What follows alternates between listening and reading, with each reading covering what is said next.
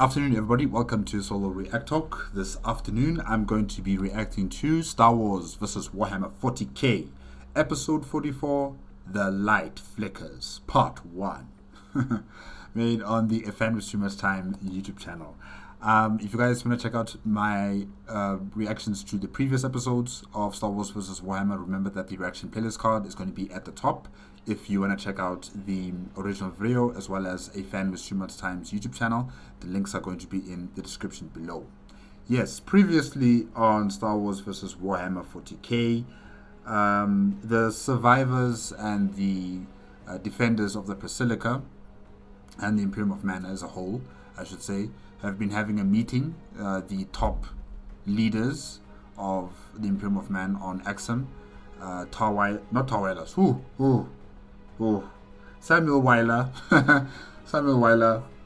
along with Commissar Jane Leros, Sister Leandra, Saint Lazarus, of course, and many other generals, well, not generals, but officers of the Imperium of Man had attended this meeting, and Saint Lazarus handled the meeting quite well, made sure that nobody threw punches at each other.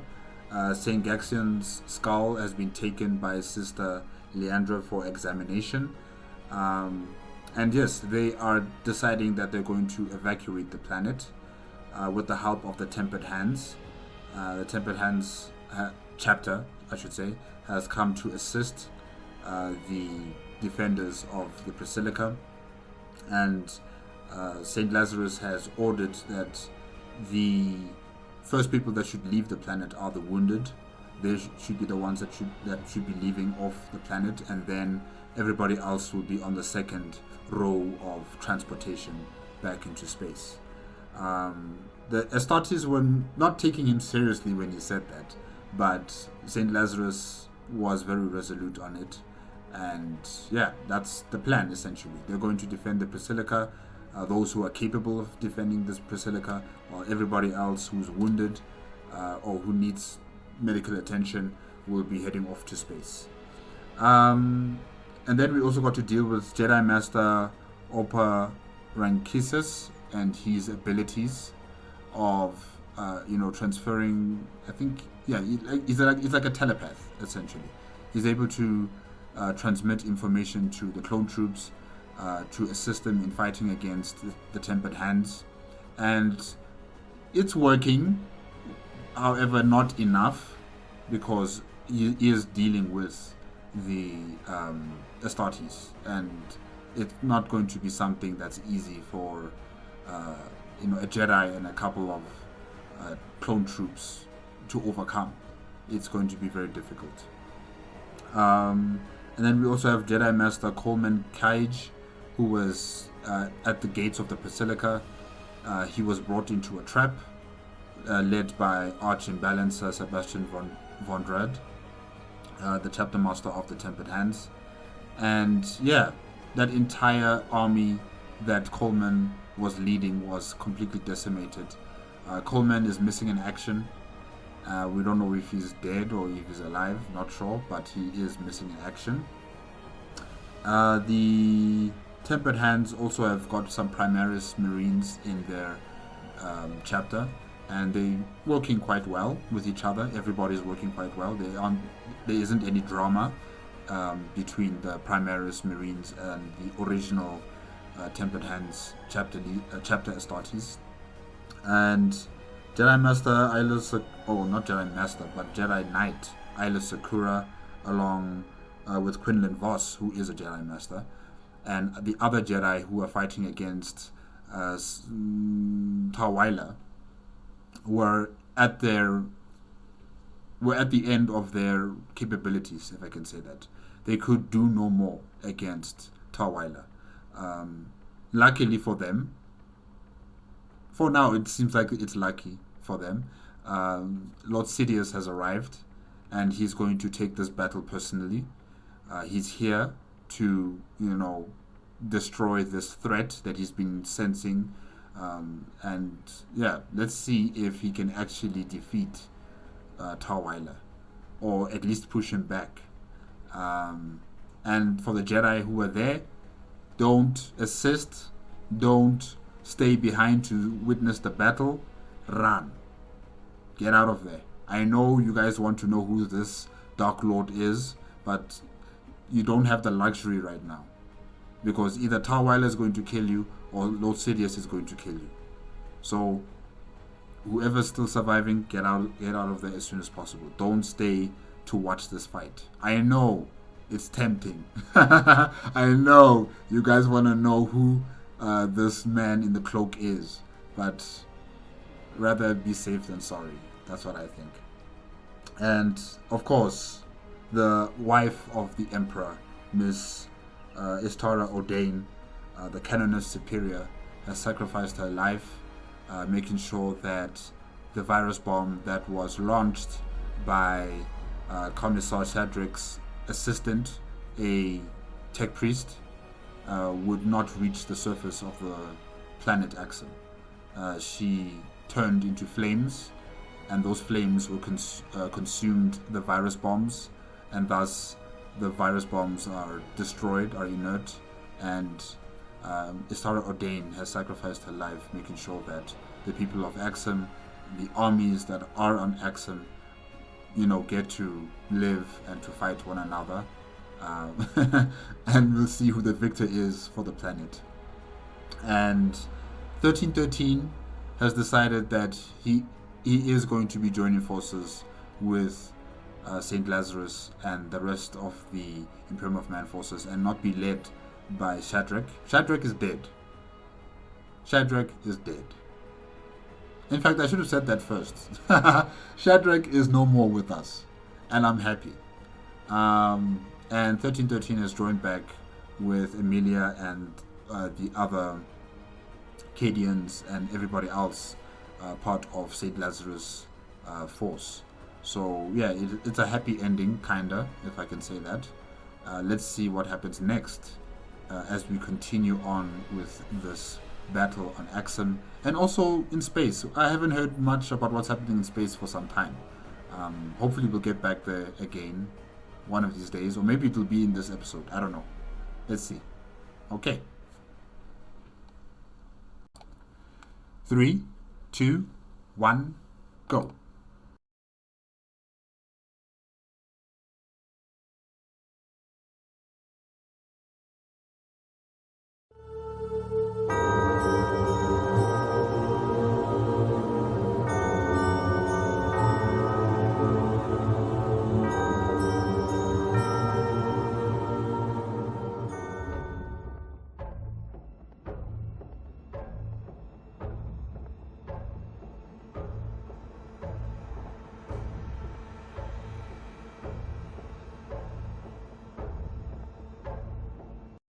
Friends make the worst enemies.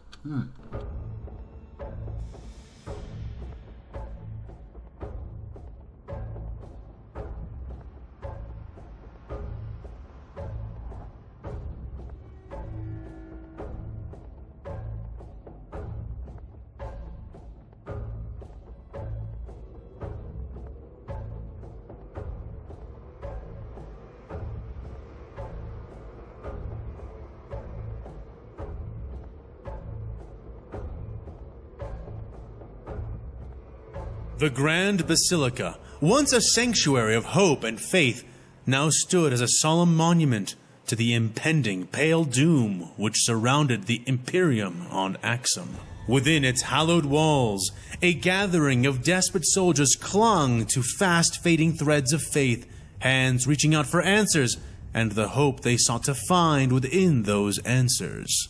The sisters, resolute as ever, suffered no indignity of doubt, but they were far from the only ones present.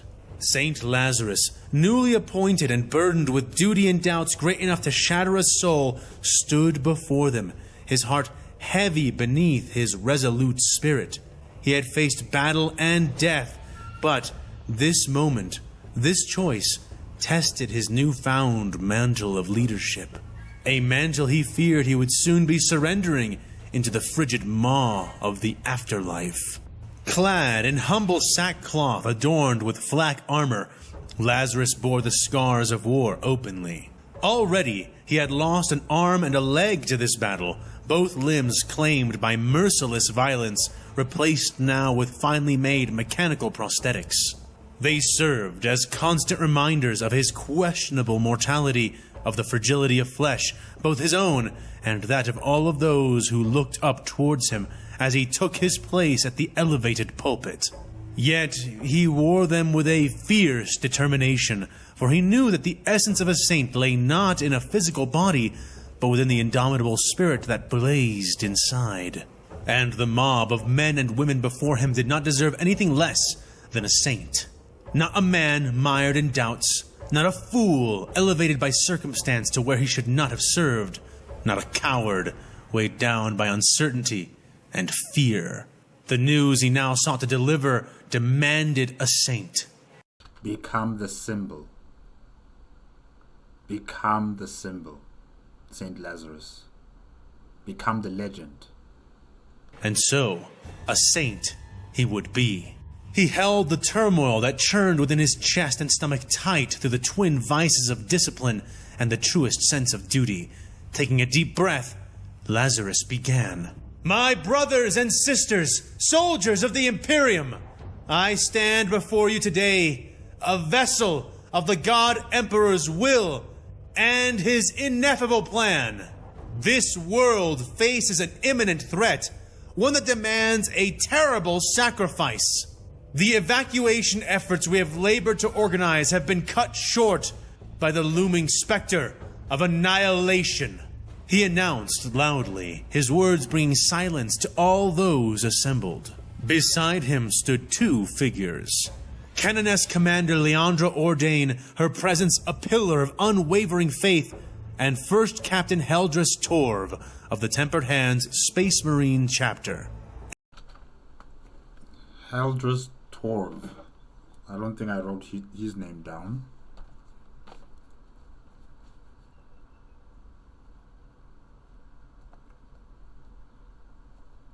Okay. Hopefully that works. A symbol of resolute power, both representatives of the faith, scions of victory. Lazarus drew strength from their support as he gazed upon the varied forces of the Imperium gathered before him. I mean, you have a sister on one side, you have an Astartes on another side. Yeah, you have their attention, you have their support. Lazarus, good luck. Sisters of battle, Imperial guardsmen, and support staff from all walks of life awaited his words. Most looked up at him, their gazes filled with desperate hope. Hope he was not able to deliver. A ripple of apprehension spread through the basilica as his pronouncement began. But Lazarus pressed on, his face tight around the hideous burns he had received when the replique had ambushed him. I stand here not to dictate your fate, but to offer you a choice. As I am sure you have all heard by now, it is true that the final salvation within the basilica has been prematurely unleashed. 600 valiant souls must remain behind, their duty to face the calamity that awaits us. In the face of an unleashed virus bomb, death will be certain, and the So they don't know that the virus bomb has been neutralized. sacrifice absolute. Should the virus bomb fail to activate, the forces of the Galactic Republic will descend upon us, their overwhelming numbers and witch knights, an imminent threat, and one that 600 of us will be unable to overcome. The room fell into a heavy silence, each soldier grappling with the enormity of the decision thrust upon them. Lazarus continued speaking through it all, for he knew he could not, no, would not, ask of others what he himself would not do. And so, with ice like steel flowing through his veins, the new saint held nothing back.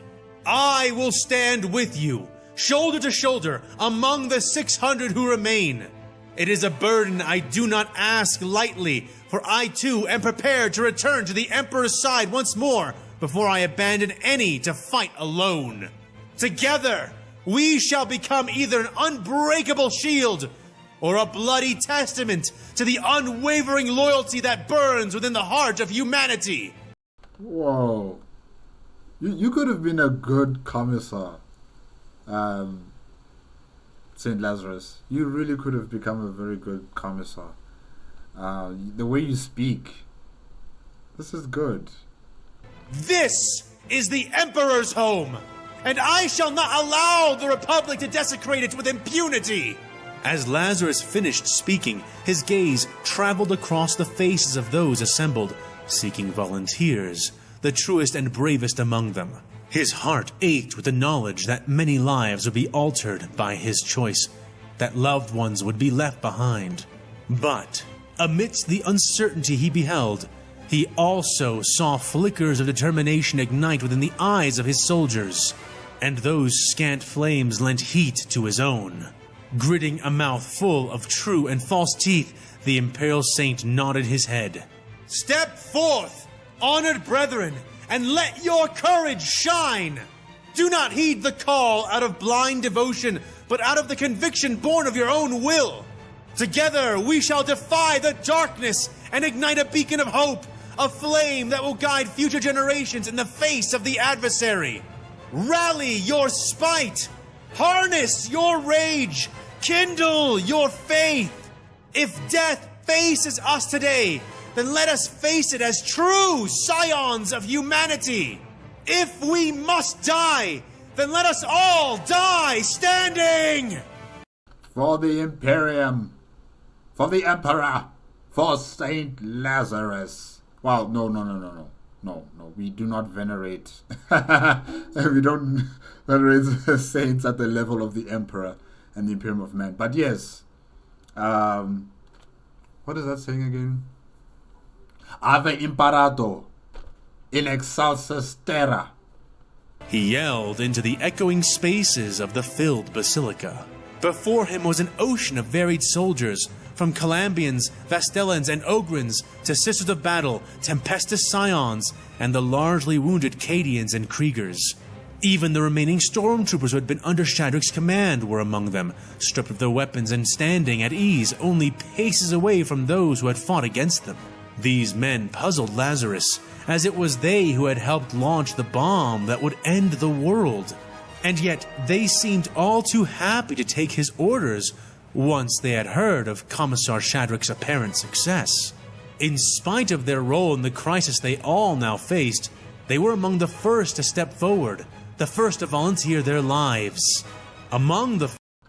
Well, you know, the Krieg soldiers are going to need some sort of purpose to their lives now. Instead of just waiting for death, let's fight the enemy till death. First, but not the only ones, not by far. Over 600 loyal soldiers of the Imperium stepped forward, as well as a hefty number of the support staff, and Lazarus smiled down at them, a grim but proud expression he did not try to hide. Now he would only have to choose whom to spare from this sacrifice, as opposed to whom he would need to offer up to it. Leandra stepped forward, raising her newly acquired hand flamer, and issuing a blast of fire into the air over their heads. Whoa, okay. For Emperor and Imperium! She cried out. For Emperor and Imperium. And the faithful answered her. For Emperor and Imperium! For Emperor and Imperium! For Emperor and Imperium! Nice. Oh.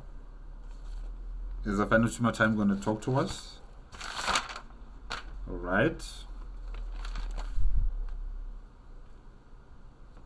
Sorry guys, I'm just writing.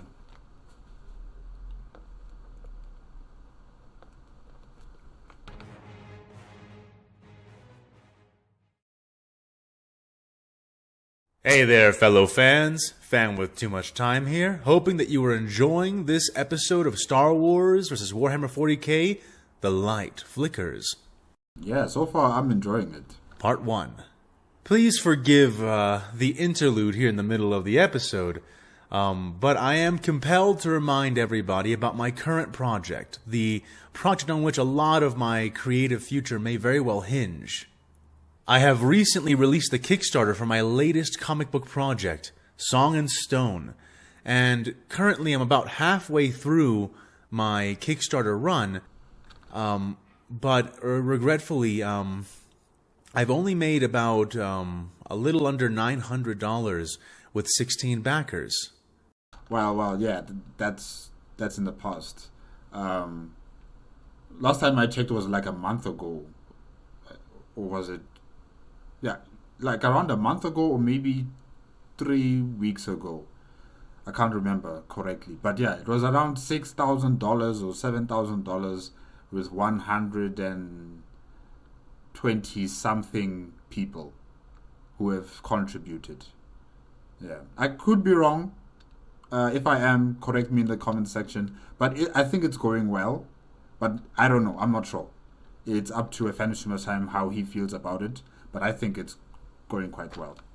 $6,000 or $7,000 in South Africa. That's a lot of money. Okay, and I think if he was in South Africa and he had that money here, I think he would go far with his projects. In America, I'm not entirely sure. In terms of the dollar and in terms of inflation and in terms of other factors, economic factors, whether that's enough for him to sustain what he wants to do in terms of his projects, I don't know. All I'm saying that if he was in South Africa with that type of money... There are a lot more than 16 viewers on this video, and I am asking, though I'm not asking for much, if you could find it in you to donate even $1 to my Kickstarter, if even a quarter of the people watching this would do that for me, it would allow me to move forward with my professional life as well as with this fan fiction. I hate to beg and I hate to plea, but things are getting really tight and close over here, and if I can't succeed this Kickstarter, then I have to... I have to reassess a lot of the ways that I go forward with things, just because, after all, while this is fun, and while making Star Wars vs. Warhammer 40K is a lot of fun, and it's a passion project of mine, it doesn't get me anywhere. It's not something that I can ever show on a resume. It's not something that convinces creative companies or works or investors to invest in me. For that, I need other demonstrations of some kind of creative success, and this is really important in that regard. So I know that it comes off as a little pleady, and please forgive me for that, but it is quite literally a big part of my creative future on the line. But if you can find it in you, if you think, and again, the comic book is free. You can check out the comic in the description down below for free, to see if you think it's worth anything. And if you think it is worth something, consider donating even a single dollar. A single dollar, especially from all of you, would... You know what? I think I'm going to do that. A single dollar is like 17 or 18 rand in South African rands. So yes, I will contribute as well. If it's still open, I will try that as well.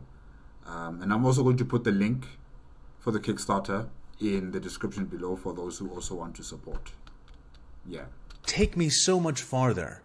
As per the rules of Kickstarter, if I can't reach my goal, much less my stretch goals, then all of the money is simply returned, and I'm left at square one with a rather large expenditure for having created the comic in the first place. So please, if you're enjoying this series, if you want to support the writer and my creative works and my creative continuation, please consider checking out the comic. Please consider donating even a single dollar to this project. It means the world to me. It's so important. If you don't have, I understand.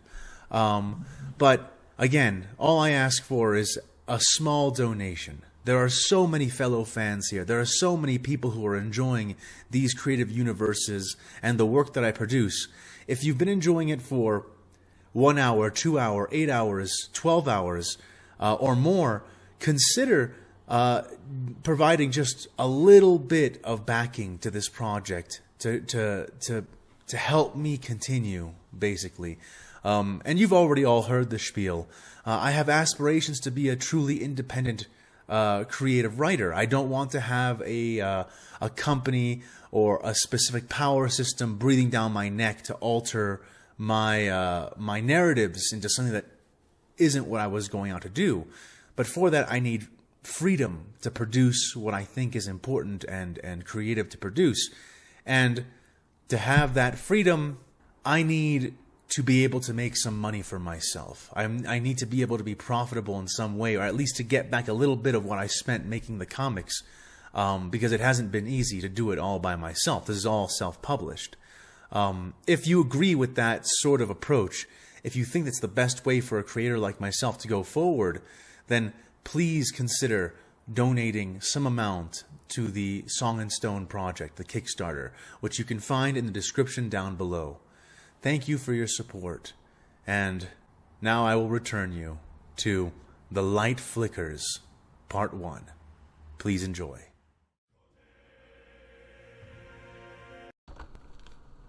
Captain Fordo.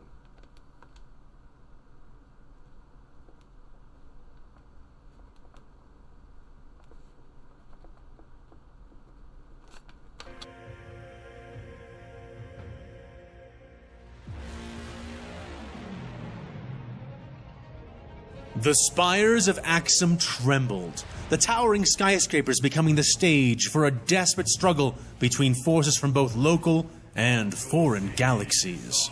Captain Fordo charged up a flight of wide stairs and paused every couple of steps to lean over the railing and look up. On the first, second, and third times he did this, he saw nothing, but the fourth answered his inspection with a rain of cracking, cascading autocannon fire. He threw himself back as the railing was consumed by the raining shots, the revving of the cannon's barrels having been his only saving grace. Move up, move up! He ordered his men, signaling for them to hug the walls, 3 of them unslinging their PLX missile launchers while 2 others prepped and cooked smoke grenades. Fordo counted down their retaliation with his fingers, making a fist and pulling in his arm with a jerk when it was time. The grenades were tossed, but the instant they started spewing gas, 2 titanic forms swung down from the flight of stairs above them, Astartes. their massive bodies billowing the smoke. The clone captain had only moments to see them. Space Marines, each one holding a one-handed sparking hammer while they used their other hands to perform the maneuver, moving like agile gundarks. We need sabers now. Fordo yelled into his comm, his voice drowned out by the expelling thunder that came from the 2 Space Marines, smashing the missile-wielding clones into paste. One of the 3 managed to get their shot off towards the upper staircase, but whether it landed a kill or not was not something that Fordo could confirm, too busy sliding to the ground and out of the way of a pulverizing swing. The hammer shattered steel and plaster over the captain's head, Fordo unloading his DC-15 into the Marine above him. Shots pinging and splashing against the monster's obscured purple and silver armor. Damn it! He cried out, rolling down the stairs and into several other clones as he evaded the following stomp. He released his DC-15 as he did, letting it fall from his grasp as he wrangled another weapon from its sling holster on the chest of another clone. The new weapon was a grenade launcher, and as Fordo heard the sound of crunching bones and plastoid coming from the 3rd missile-bearing clone he had summoned, he fired the weapon he had commandeered into the billowing smoke before him. The launcher made a thwoomp sound as it lobbed its explosive out, catching the Marine in the chest and clearing the smoke for a brief instant as the super soldier was thrown back by the force of it. But he's not dead. In that short-lived moment of clarity, the other Marine could be seen as well, red eye lenses shining with a malevolent light as the smoke spilled back in, surrounding its advancing body. Fordo made to fire a second shot, but the familiar sound of lightsabers activating forestalled him. 3 Jedi leapt into the smoke, bodies spinning and twirling over the heads of the stalled clones, sabers bright and burning. Aha, now it's a real fight. I'm sorry, clone troops. You guys are good too. It's just that you're dealing with special forces. Okay, these are not your regular Imperium of Man soldiers. Only Jedi really do have a fighting chance. You guys against them, I don't know. I have yet to actually hear of any clone troop defeating an Astartes, soldier, or Astartes Marine, Space Marine. I've yet to hear anything from AFanWithTooMuchTime about a situation like that. Jedi, yes, but not the clone troops. They landed and began to weave and battle with the two Space Marines, clearing the smoke through the use of their speed and powers. To say nothing of the shimmering exhalations released by the hammers wielded by the Marines as they endeavored to pulverize their Jedi assailants. 3 dueled 2 as the Astartes began to retreat back up the stairs, giving ground, one of them injured thanks to Fordo's quick thinking. Injured but far from felled. The Marines backed up to a certain point, the Jedi eagerly chasing them, while Fordo had 5 more PLXs brought to the front. Just as the experienced clone had expected, the Marines were only retreating to their own benefit, luring the Jedi into another crossfire, holding them locked in melee while 9 other Space Marines opened fire from across the staircase above them. Their barking, exploding bolter rounds began to fall with distinct accuracy among the Jedi, wounding and then killing one, while the other 2 cartwheeled back, narrowly avoiding the roaring death of both thunderous hammers and detonating steel. And when they did, Fordo was ready. Fire! Oh no. He yelled, grenades and missiles being lobbed up towards the 2 melee-oriented Astartes, while a second group with only missile launchers leaned out from the railings and fired into the cluster of Space Marines which had been using their bolters from above. This might be the first time, clone troops actually kill Astartes. Let's hear. The 2 Space Marines before them seemed to have expected the action, both leaping into the wall, slamming their hammers into it and breaking through the metal and into the adjacent floor. The other Space Marines were less prepared, but pulled back nonetheless, and again, Fordo was unable to confirm how many had died from the counterattack. Doesn't look like any of them did. The Jedi's remains were recovered, at least as much as they could be, before the clone captain directed a hefty portion of his forces to pursue the 2 Marines, while the rest continued up.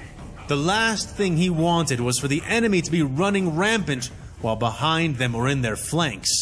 Somewhere to the rear of their forces was Jedi Master Oppo Rancisis, organizing their continuing strategy and lending his power to all of the clones and Jedi through the use of battle meditation.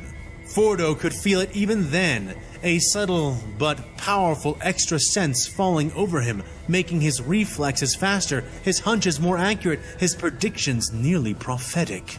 And even with all of that, they were only making ground through bad attrition. As the clone forces had engaged the Space Marines, General Rancisis had insisted on breaking their larger force into 5 separately led assault formations. Together, working in perfect sync, the Republic had punched through in various places and had begun to force the Marines back. It was both easier and harder than Fordo had imagined it would be. On the one hand, the Space Marines had not suffered any confirmed kills, though several had been observed to be wounded. This was not because of how invincible they were, but rather how readily they retreated in the face of combat. It's a trap. It seemed almost cowardly to the clone captain. Yeah, that's what they want. That's what they want you to think. It's a trap. It's a trap. You're going to fall into a trap like Coleman and his clone troops. But hey, let's see. The Astartes seemingly unwilling to place themselves into prolonged danger with the advancing Republic, abandoning their defensive positions within seconds of them being contested. In that way, the advance had been easy, with the captain spotting several holdout locations which, upon even brief inspection, revealed themselves to be advantageous kill zones for the Astartes. If they had chosen to hold their ground in these places, they would have killed many clones and Jedi. They want to kill you in one fell swoop. Almost certainly forcing the attacking assault formations to seek another way around them rather than fight through them. Fordo expected that they were being lured into some kind of trap or ambush, and that is what I'm expecting. Thus continued to check for them, advancing at pace, but with caution. Yet, thus far, the ambushes they had been pitted against had proven to be brief affairs, reaping losses on the Republic to be sure, but nowhere near the amount that would be needed to bleed them dry from attrition. Slowly but surely, the Astartes were allowing themselves to be cornered at the top of the tower. And yet, on the other hand, the very steel of the spires they fought within was shaken every few moments. PLX missile launchers bellowed within the deep confines of the city construct, bolters barking back in response as every inch of contested ground was steadily drenched in crimson blood. While it would not be enough to stop them, the Space Marines, despite their continuous withdrawal, were killing clones all the way up the tall spire. Fordo had never faced warriors like these, soldiers of this caliber, and it helped nothing that their armor and weapons were so absurdly powerful. Anything less than 12 blasters on one target was simply not enough to be considered an even subpar offensive measure. And that was only when considering the average Space Marine, something Fordo already knew was not the only possible kind. And yet, in open spite of their losses, the roaring clones under his command were steadily gaining ground, shoving the Astartes back, floor by gore-slicked floor. Ew. But hey, you keep doing what you're doing, Captain Fordo. The purple and silver-clad Space Marines unleashed their devastating weaponry with unyielding precision and brutality, their many guns howling, death echoing through the cavernous halls they were retreating up. Standing tall over their adversaries, the Space Marines Fordo had been facing seemed to possess physical strength and speed that was nigh unmatched by any save the best of the Jedi who dared to confront them. To Fordo's growing rage, every Space Marine they wounded appeared to come at the cost of 10 clones. The white Phase 2 armors of their advancing Republic forces too often stained with the sacrifice of their comrades. Yet even so, the clones fought on, their sheer numbers overwhelming the more stubborn holdouts which the tempered hands occasionally attempted. Fordo came across one such rare situation now, as he came to a place where the Space Marines had destroyed the entire staircase for several feet going up. At the rim of the other side of the severed staircase was a rough barricade of metal made from the very staircase they had destroyed, and, standing behind it, a Space Marine with an enormous slug-throwing gun linked directly into a bulky, ammunition-bearing backpack. Onto this floor, now! Fordo yelled, ducking into the door which led off into the current floor he was on. The clone smashed through it with a lunge, saving himself and several others near him as the Space Marine rained death into the front line of his assault force. The horrible sound of his heavy weapon churning clone troopers into mulch filled the air painfully, but Fordo did not let it distract him, did not stop moving, even for a second. Still bearing his stolen grenade launcher, he popped a high explosive round into the chamber and aimed it into the ceiling above him.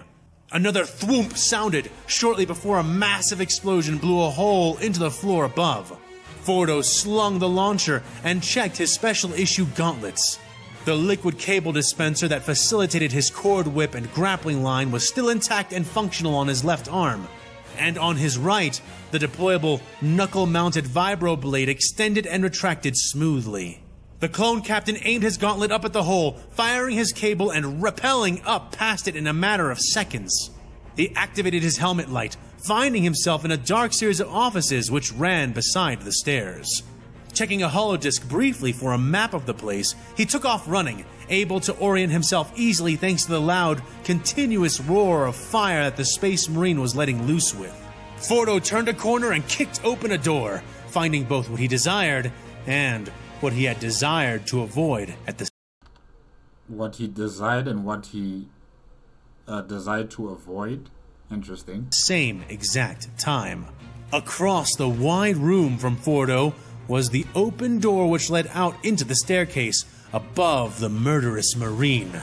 For his counterattack to work, he would need to reach it, to blindside the Astartes who was killing his men. However, before the stairway entrance stood a pair of Space Marines, both also holding massively enormous guns, one which glowed a radioactive blue, and the other which had a lensed barrel that was thicker than Fordo's arm. Both looked up at him briefly, a pause passing between the three soldiers before the Astartes raised and angled their weapons up to blast him.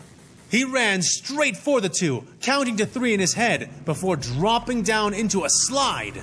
The Space Marines fired in coordination, one issuing forth a gout of glowing blue plasma, which arched over Fordo, the nearness of its passing darkening his armor as it drank in the heat. The other fired a thick beam of light, which atomized the air above Fordo's head, leaving a deep, molten hole where he had been moments earlier. I don't know which one of these guns are radioactive, but I'm hoping Captain Frodo has, some sort of radiation protection. Yeah. Good luck. The captain rolled back up to his feet, blade extending from his clenched fist. Salamander, I need you and your squad all missiled up at the front, now! He ordered into his helmet as he ran. That's suicide. The clone on the other end of the comm began to protest as Captain Fordo came up on the two Space Marines. They were encumbered by the size of their huge weapons, and they did not seem to have the time to fire them off once more, so they took positions to swing the weapons like clubs. Any such strike more than enough to crush a man flat. Fordo weaved as he approached, angling towards one of the two Marines, before breaking off at the last moment, again dropping to skid, nearly losing an arm as one Marine swung high and missed him, while the other slammed its weapon low, hardened barrel of the gun denting the metal ground an inch from Captain Fordo's left arm. Man, Captain Frodo is like a rodent that's just scurrying on the ground, and the Space Marines are just trying to stomp on it, just trying to cut it down. They can't catch him. This is good. Now, Manda! That is an order! Await my command to fire! Fordo roared into his helmet, speeding past the two Marines, knowing their eyes and weapons were not far behind him. But he did not have far to go, reaching out to catch the side of the doorway with his left arm as Fordo ran into the stairway, swinging himself downward to the left. And there was the Marine, already halting his fire, already informed by his comrades in the other room that a clone was coming up on him from behind. Had he been a normal Space Marine, Fordo would not have stood a chance. But the Astartes, which had been devastating his troopers, was not armed like the standard Marine. Heavy weapon in hand, massive ammunition backpack burdening him, the Marine was slower than the others, and the captain, for all his lack of augmentations, was bred from the greatest bounty hunter in the galaxy. And even more than his brothers, Fordo was fast, and Fordo was lethal. He ran, his feet clanging on the steel floor, and leapt, reeling his right arm back. The Space Marine finished his turn, began to fire, raising the line of his weapon's aim to try to catch the airborne clone. But the Marine had aimed to compensate for Fordo running down the stairs, not jumping from the top of them, and even as he corrected his aim, bolts firing one after the other from his massive gun, he knew it was too late. Fordo felt time freezing as the Marine's bulky upper body sped towards him. Oh. His fist and protruding, humming vibroblade reeled back. The clone had only one shot, one chance, and he can actually do it. Knew it, so he took it. The captain led his landing with his fist, punching into the eye lens of the Space Marine and driving the fist-mounted blade in as deeply as it would go. Nice, nice. Finally someone who's actually doing something that I've been telling you people to do. I'm talking about the Galactic Republic. Stop targeting their body areas and target the head. Make sure you decapitate the head. Most importantly. You know? That's what you guys gotta do to defeat Imperium of Man opponents. You can't just be targeting their arms or their chest or their neck. No, it's their head. You destroy that part, they will never come back. The hungering weapon buzzed as it chewed into the vulnerable armoring, sliding through Auspex sensors and ceramite, turning metal and more into powder. If Fordo had merely punched the Marine in the face, this would have been as far as his cut would have taken him. But with the added force of his weight and momentum from his jump, the blade burst the inner layering and drove directly into the Marine's face. He sliced through the Astartes' eye, the vibroblade buzzing as it met the Marine's hardened skull, and though it did not penetrate far into that, it still proved lethal. The high-frequency vibrations of the blade, now anchored into the unyielding skull of the super soldier, performed a deadly sonic lobotomy, turning gray matter into pulp as the blade normally did with flesh. Good. Blood spurted from the Astartes' remaining eye and nose, his last thoughts literally obliterated as he began to slump and fall. But even as the Marine died, the other two were making ready to avenge him, coming out onto the staircase and aiming their weapons. Mander, the door onto the floor above me.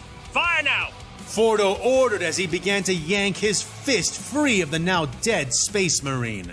Aye! Salamander yelled from below, his whole squad raising their weapons and letting loose with a volley of missile fire.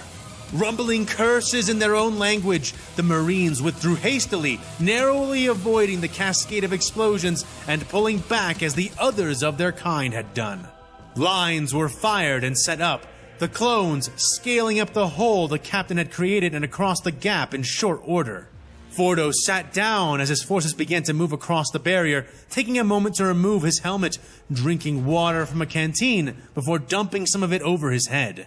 His heart still hammered, and his thoughts were still troubled. Well done, Captain Frodo, but I suspect you have a target on your back. The Astartes are not going to forget this, but well done. What were the Space Marines playing at? Why not just stop and confront them in proper force? It felt like they were being lured, but could he be sure of that? Well, they are retreating, but I also suspect that they are directing you all to a trap. Not sure how, not sure when it's going to spring, but watch yourselves. Consumed was he by these thoughts that Captain Fordo did not realize the stares he was getting until he ended his brief break and stood back up, raising his helmet to place it back on and pausing. All around him, helmed faces were turned his way, and in a much more transfixed manner than he was used to, even when filling a command role. He scowled and lowered his helmet over his features. What's the matter? Something wrong with my face, troopers? He snapped at them. In response, they slowly parted, making room between him and the fallen Space Marine. Captain, you killed it, said a nearby clone. There was a brief pause then as Fordo loosely nodded his head. Yeah, I plan to be doing a lot more of that before this is done, he said, cocking open the grenade launcher he still bore and sliding in an armor-piercing round. How about you, troopers? You gonna stand around gawking at a dead imp? Or are you gonna do your jobs and help me finish this? He challenged back, and his clones roared in response. Wow, Captain Frodo. Saint Lazarus.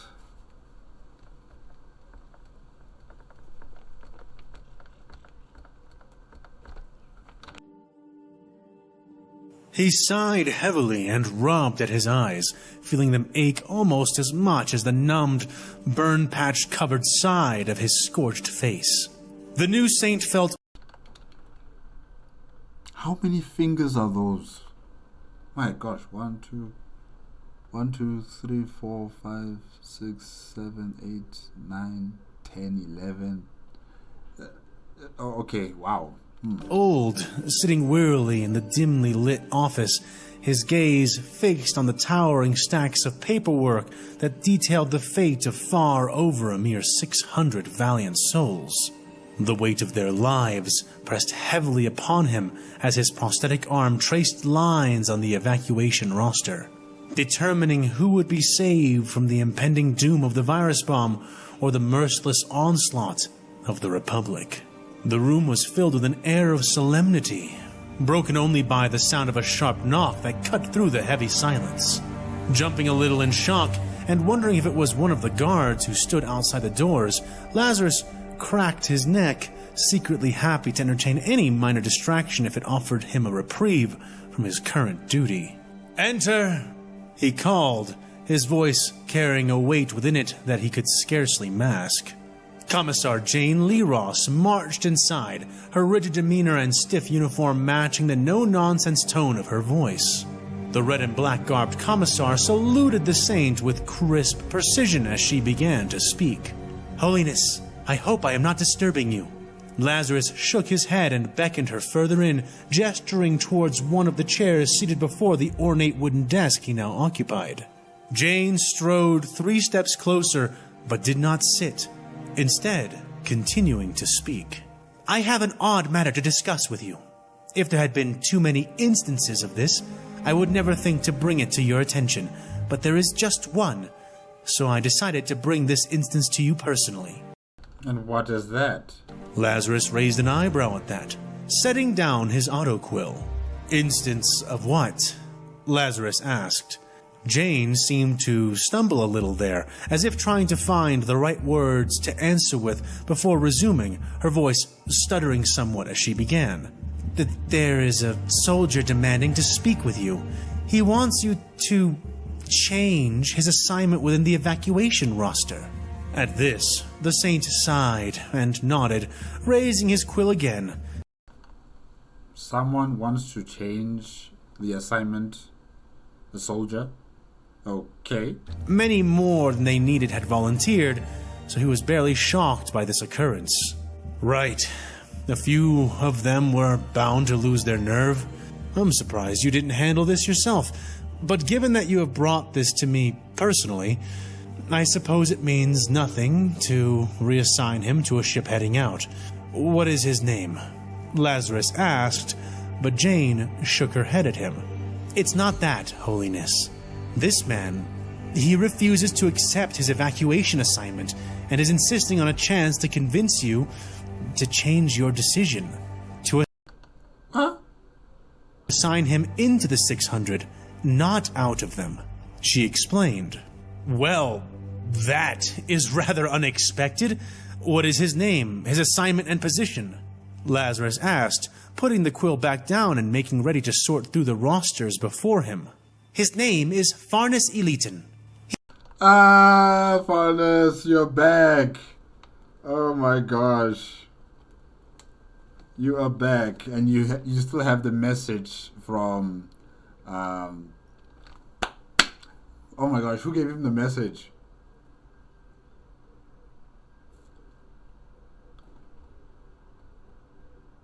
Oh no, who gave her the gave him the message? Who gave Farnes the message? Who gave him the message? Oh no, I forgot. It can't be Anakin Skywalker. He's up in space. Can't be Mace Windu or Obi-Wan Kenobi. Oh no, I forgot her name. I can see her face. I just forgot her name. How can I forget her name? What's her name? It will come back to me. It will come back. "He is assigned to the 174th Vastilian Imperial Irregulars, Munitorum designation 21411. She reported, Lazarus quickly sorting through as she spoke the information. "Ah, here he is. He's a kid. 19 solar cycles. Let's see. He's in the infantry. Squad is..." Her nickname is Snips. Why? How is it that I forgot her name?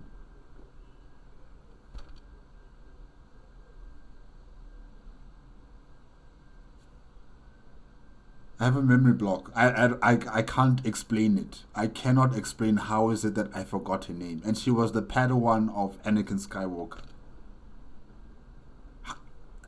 It's just, I cannot understand how is it that her name is not popping up in my brain. Almost entirely KIA. 2 of his group made it back to the Basilica, received treatment for their injuries. Shit. Lost one of them on the walls when the Republic began its Voidcraft bombardment. He's one of 2 left, Lazarus said as he read through the information before him. He looked up, brow askew. Why, in Terra's name, does he want to stay down here? He asked the Commissar. I am not completely sure, Holiness. I can try to explain it to you, but like I said, he is insisting, even to the point of risking his life, that he be allowed to speak with you. I can send him away if you prefer. Deal with this judgment myself. Jane offered, but the saint shook his head. With another sigh, Lazarus waved his hand and relented. No, it's fine. Send him in. The former major sighed, suppressing a yawn as he did. After what he estimated... Ahsoka Tano! Oh my gosh.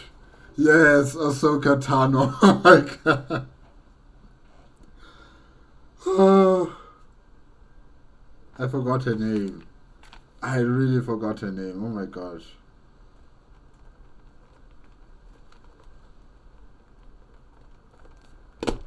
Hey. To be at least 14 hours of combat, the sun on this dreadful planet was finally setting, the dying light shaded by a distant, yet approaching storm.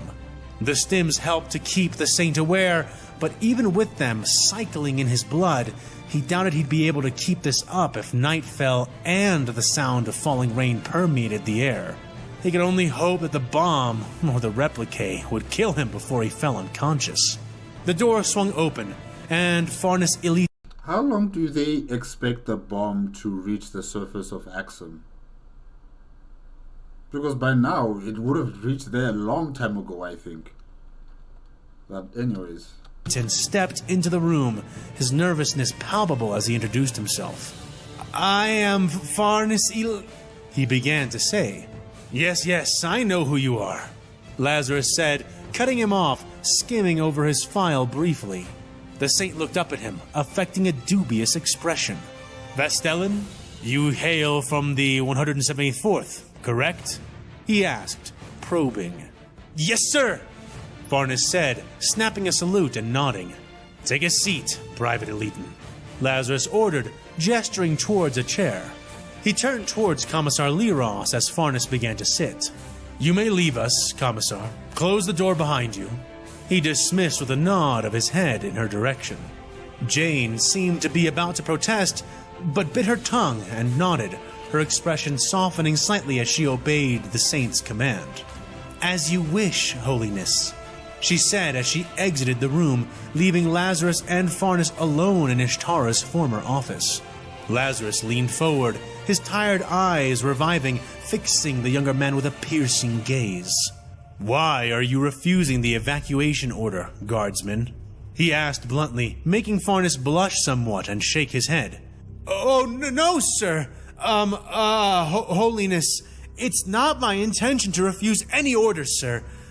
I just think I would be of more help to the Imperium here than up there. The soldier tried to explain. More help here? Do you not fear the virus bomb or the encroaching Republic? Both will kill you, likely kill us all, before the sun has another chance to rise. Farnus took a deep breath as the saint spoke, and when he responded, his voice was laced with an unwavering reverence. I have heard the rumors, sir, about Ishtara and the Commissar and the bomb. And if Canoness Ordain herself assured us of safety, then I believe it, sir, he said, and Lazarus was almost struck by the earnestness he saw there. In fact, he would have been struck had this conversation not been about trapping this young man to die here and not to carry out his faith into a longer future. And the Republic? Lazarus pressed, making Farnus pale somewhat and swallow hard before responding. As for the Republic, I won't lie. I am afraid, but I believe there is still hope. Skepticism burned in Lazarus's eyes, and though he did not want to quash the boy's faith, he did not shy from challenging it. Explain, guardsman.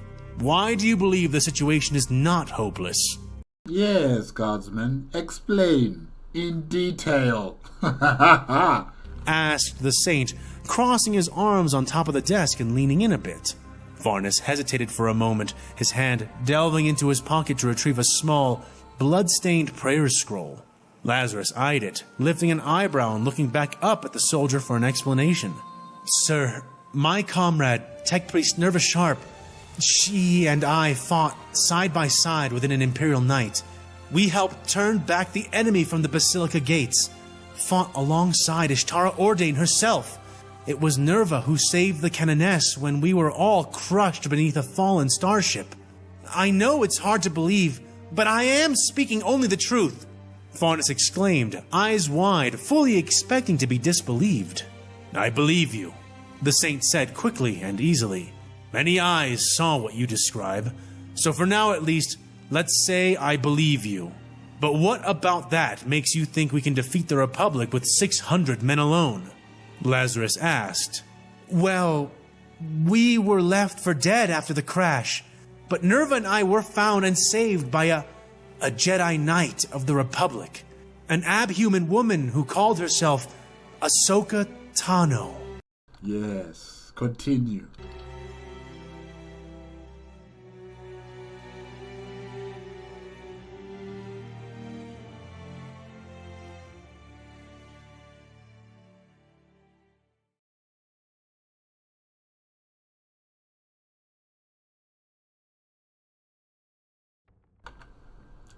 Oh, alright.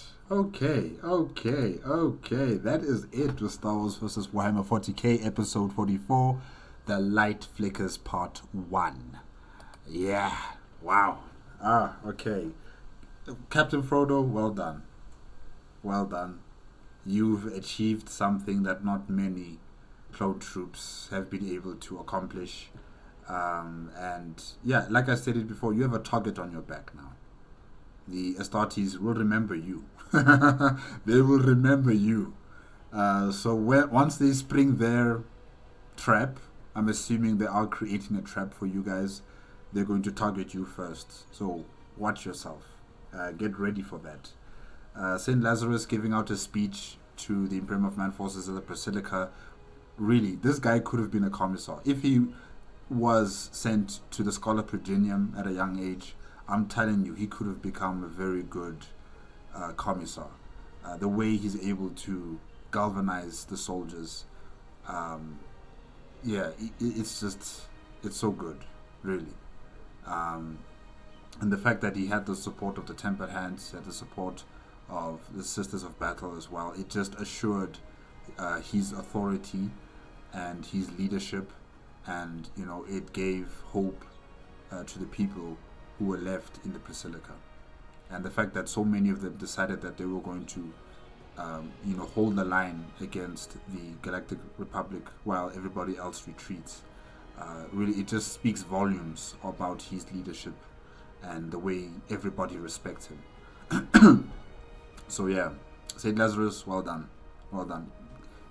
I don't know if this might be the last time we see you, as the Galactic Republic continues to push. And I don't know if Ahsoka Tano's plans are going to work out, but whatever happens, you were a good leader on this planet for the Imperium of Man, definitely. Farnus, yeah, you are brave, man. Oh my gosh, I like how you're explaining it. You're taking your time. You're telling him in detail what has happened. You're not trying to avoid what Ahsoka Tano is, as you perceive her to be, and I wonder how St. Lazarus is going to respond to you. But I think he will respond to you in a very civil, kind manner. He's not going to just jump up and say, "Oh, heresy," and then he kills you. No, he's not going to do that to you. No, St. Lazarus is not like that. So there's a possibility that, this plan by Ahsoka Tano might succeed. We'll just have to wait and see. But yeah, that's it. That is it with episode 44. Remember, guys, if you want to check out the original video as well as AFanWithTooMuchTime's YouTube channel, the links are going to be in the description below. I'm also going to put the Kickstarter link in the description below as well for AFanWithTooMuchTime's projects. And yeah, if you can support financially. He needs that support for continuing with his projects. And yeah, if you can spare some money, please donate and support AFanWithTooMuchTime, because he does good work. He actually really does good work. And yeah, guys, that's it. Remember, if you want to check out oh, did I already state that? No, I didn't. If you want to check out my previous reactions to Star Wars vs. Warhammer 40K, remember that the card is at the top. If you like my reaction, give it a like, comment, and subscribe to my channel. Click on the notification bell if you want to be up to date with my latest videos. And I'll see you guys next time. Hopefully next week. Okay, bye-bye.